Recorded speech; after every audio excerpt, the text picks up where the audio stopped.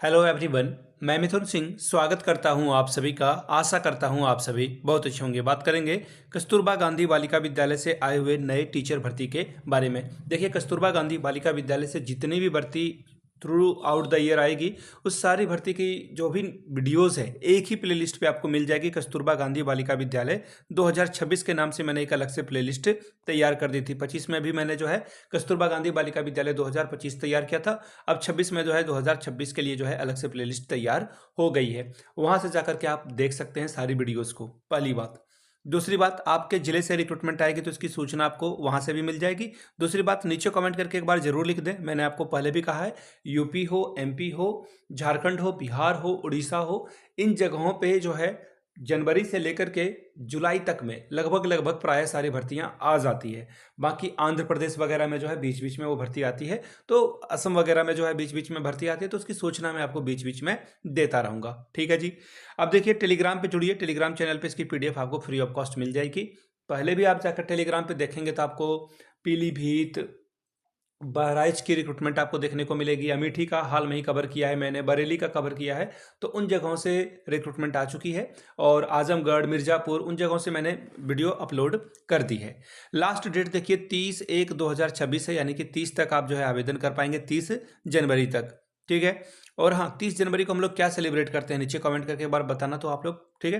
बिना किसी इंटरव्यू के, बिना किसी एग्जाम के आपका सिलेक्शन हो जाएगा। ये प्योरली मेरिट बेस पे आपका जो है सिलेक्शन होगा। आपने 10th में किस तरह से नंबर लाया है, 12th में किस तरह से नंबर लाया है, उसके हिसाब से। हाँ, एक और बात, ये जो कस्तूरबा गांधी से भर्ती आई है, इसमें सिर्फ और सिर्फ बीएड वाले एलिजिबल हैं। अगर आपने बीटीसी या डीएलएड किया है, प्लीज़ वीडियो को ना देखें, आपका टाइम वेस्ट होगा। दूसरी बात, जिन लोगों ने बीएड भी कर रखा है और अगर उनकी उम्र 25 से कम है तो भी वो वीडियो ना देखें, क्योंकि इसके लिए 25 या 25 से ज़्यादा और 45 से कम उम्र वाले ही लोग इसके लिए अप्लाई कर सकते हैं। ठीक है जी।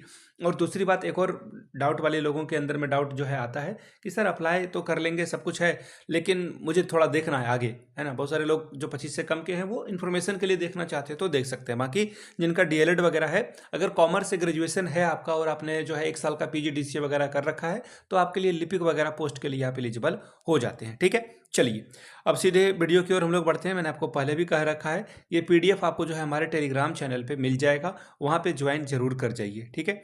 ये रहा आपका नोटिफिकेशन, यहाँ से आप देख पाएंगे सैलरी वगैरह इन्होंने सब कुछ लिख रखा है। हालांकि पीडीएफ उतनी अच्छी साफ सुथरी नहीं है, लेकिन फिर चलो फिर भी ठीक है।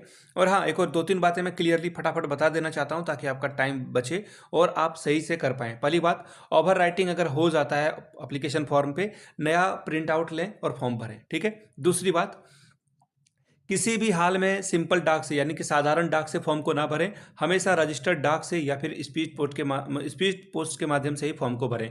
दूसरी बात, अभी जो है 2 लिफाफा आपको बोला जाएगा और या फिर 3 भी बोला जा सकता है, उसके ऊपर टिकट चिपकाना है। अभी मैं आपको आगे बता दूंगा कि कितने कितने रुपए का टिकट चिपकाना है। अपना यहाँ पे मोबाइल नंबर, एड्रेस वगैरह सब कुछ फिल करके इस पर भेजना है। तीसरी बात, अगर आप 2 या 2 से ज़्यादा के लिए एलिजिबल हैं पोस्ट के लिए, तो ऐसे में आपको अलग अलग आवेदन करना होगा। एक ही एप्लीकेशन फॉर्म में अगर आप 2 फॉर्म भर रहे हो तो आपका फॉर्म को रिजेक्ट कर दिया जाएगा। ठीक है। ये छोटी छोटी बेसिक बातें थी।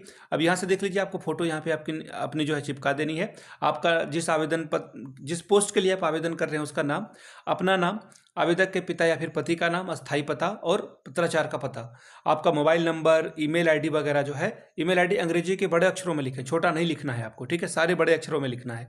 इसके अलावा 10th 12th graduation, post graduation, B Ed वगैरह, टेट वगैरह जो आपने किया है, उसका सब कुछ आपको यहाँ पे डिटेल फिल कर देना है। ठीक है। और बाद में अपना सिग्नेचर नीचे कर देना है। ठीक है।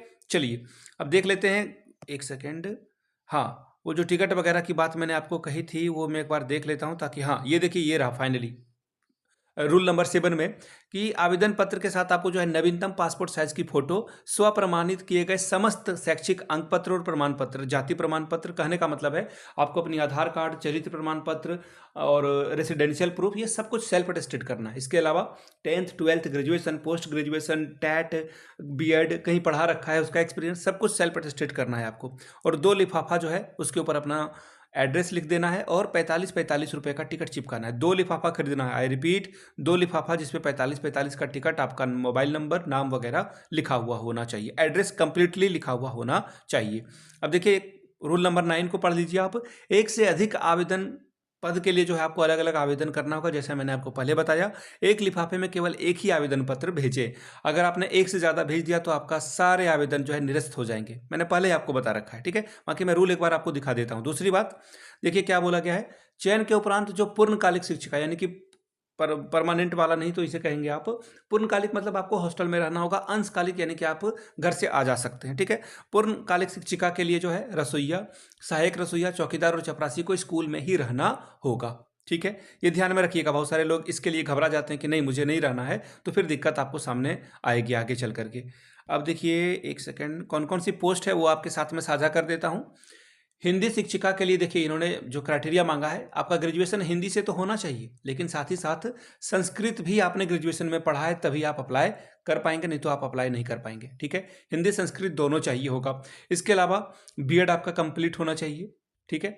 बीएड होना चाहिए। इसके अलावा आपका जो है टैट, कोई भी टैट हो, UP TET, MP TET, Rajasthan TET, Jharkhand TET या फिर सी टैट ही क्यों ना हो, पेपर 2 क्लियर होना चाहिए। इसके अलावा आपकी उम्र सीमा 25 प्लस होनी चाहिए। इतनी बात इन्होंने कही है। 25,410 रुपये आपको देंगे। इसके अलावा अगली जो भर्ती है वह है अंग्रेजी शिक्षिका के लिए। जो भी बातें मैंने अभी बताई हिंदी के लिए सब कुछ सेम रहेगा, सिर्फ आपका ग्रेजुएशन में इंग्लिश 3 साल होना चाहिए, 50% से अधिक आपका नंबर भी होना चाहिए। अब देखिए साइंस सब्जेक्ट के लिए रिक्रूटमेंट यहाँ पे आपको देखने को मिलेगी। तो जेडबीसी जूलॉजी बॉटनी केमिस्ट्री से अगर आपने ग्रेजुएशन किया है इस सब्जेक्ट के साथ तो आप अप्लाई कर पाएंगे। इसके अलावा आपका बीएड होना जरूरी है। बीएड के अलावा जो है आपका टैट की परीक्षा जो है कंप्लीट होनी चाहिए, तभी आप यहाँ पे फॉर्म भर पाएंगे। बाकी 25 वाला जो क्राइटेरिया है वो तो रहेगा ही। अब देखिए अंशकालिक कंप्यूटर शिक्षिका यानी कि शिक्षक आएंगे और स्कूल से खत्म होने के बाद वो घर जा सकते हैं। 2 भर्ती है यहाँ पे, 12,790 रुपये आपको मिलेगा। इसी तरह से अंशकालिक शिक्षिका में कला, क्राफ्ट और संगीत के लिए रिक्रूटमेंट है, 12,790 रुपये आपको मिलेगा, ठीक है। मुख्य रसोइया, सहायक रसोइया, चौकीदार के लिए रिक्रूटमेंट है। मैं आपको पहले भी बता चुका हूँ कि इस तरह के पोस्ट के लिए ना प्लीज़ अपने घर के आसपास के लोगों को ढूंढें, जिनको ज़रूरत हो, नीड हो, प्लीज़ उनका फॉर्म आप खुद से भर दें और पैसे आप ले लें। जो भी पैसा आपका खर्च हो रहा है आप ले लें, लेकिन प्लीज़ उनका फॉर्म आवेदन करने के लिए जो भी चीज़ें हैं वो आप खुद से कर दें। आवेदन करने की आखिरी तिथि यहाँ से आप देख पाओगे 30 जनवरी 2026 शाम 4 बजे तक रखी गई है। फॉर्म कहाँ भेजना है? कार्यालय जिला बेसिक शिक्षा अधिकारी, पुरानी तहसील के पीछे, फतेहपुर, उत्तर प्रदेश। पिन कोड है आपका 212601 पे आपको भेजना है। यहाँ पे देखिए बोल भी दिया गया है कि केवल रजिस्टर्ड डाक या फिर स्पीड पोस्ट के माध्यम से ही आप जो फॉर्म भेजेंगे वो एलिजिबल होगा। बाकी जिनको खुद से फॉर्म देखना है, मैं जो भी यहाँ बातें बता रहा हूँ वो सही है नहीं, तो फतेहपुर.nic.in पे आप जाएंगे, रिक्रूटमेंट वाले सेक्शन में नोटिस रिक्रूटमेंट, वहाँ पे आपको कस्तूरबा की रिक्रूटमेंट दिख जाएगी। तो ये यूपी से रिक्रूटमेंट आई है। आने वाले समय में फतेहपुर के अलावा और भी जगह से रिक्रूटमेंट आएगी, झारखंड, बिहार, यूपी, जहाँ जहाँ से रिक्रूटमेंट आएगी उसकी सूचना मैं आपको देता रहूँगा। वीडियो को आपने यहाँ तक देखा, प्यार दिया, इसके लिए आप सभी का बहुत बहुत शुक्रिया। Have a good day.